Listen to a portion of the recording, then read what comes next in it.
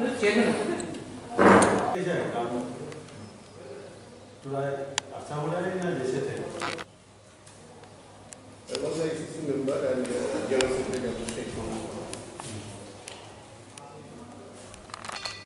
আমি কংগ্রেস দলে যোগদান করছি দুপুরবেলায় 1টায় আগরতলা পোস্টঅফিসে কংগ্রেস অফিসে যাচ্ছি।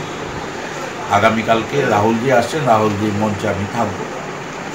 আমি কংগ্রেসে যোগদান করছি।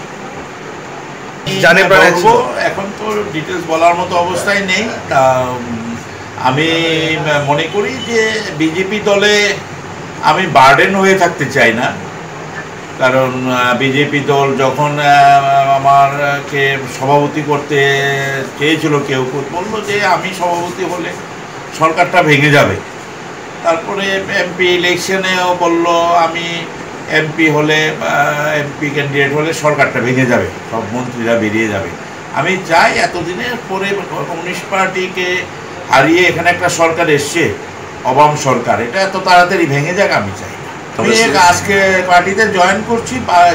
জয়েন করার পর পার্টি আমাকে যে অ্যাসাইনমেন্ট দেবে সেই অ্যাসাইনমেন্ট। বিজেপিতে গিয়েছি, আমাদের একটাই লক্ষ্য ছিল যে কোনো মূল্যে কমিউনিস্ট পার্টিকে এই রাজ্য থেকে উৎখাত করা, 25 বছর অপশাসন থেকে মুক্ত করা।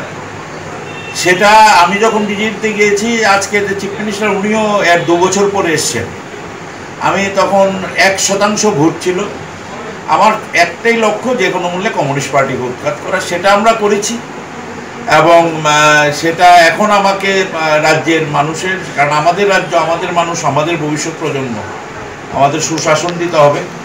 এখন আমি 35 বছর কংগ্রেসে ছিলাম, গত 5 বছর আমি বিজেপি, আমি আবার আমার ঘরে ফিরে যাচ্ছি। আমি অনেকেই আমাকে ফোন করেছে, কেউ বাদ নেই, ফোন করেনি খুব কম। কে করেনি আমি বলতে পারবো, সবাই ফোন করেছে, কেউ বিভিন্ন রকম বলেছে, তবে সবাই আমার সঙ্গে যোগাযোগ করেছে। কেউই সবাই বলছে যে সিদ্ধান্তটা সঠিক বলছে। এখন আমি কি বলবো, ওরা বলছে যে আমি তো এই পার্টির জন্য রক্ত ঝরিয়েছি, পার্টির সিপিএমকে হঠাৎ গিয়ে বারবার আক্রান্ত হয়েছি, ত্রিপুরার মানুষ সবাই জানে।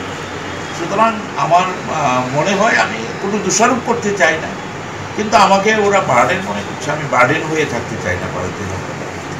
আমার সাথে আমি কোনো কাউকে বলি, এটা তো সবাই বলছে। এখন আমি যাচ্ছি, পরবর্তী দেখা যাবে কাকে বলবো কাকে বলবো না, সবাই বলছে চলে যাবে। এখন আমার কাছে কয়েকশো পুলিশ রবস্য নেতৃত্ব, ওরা বলছে, আমি কি বলবো? আরে এখন যার যখন মন্ত্রী যাবে।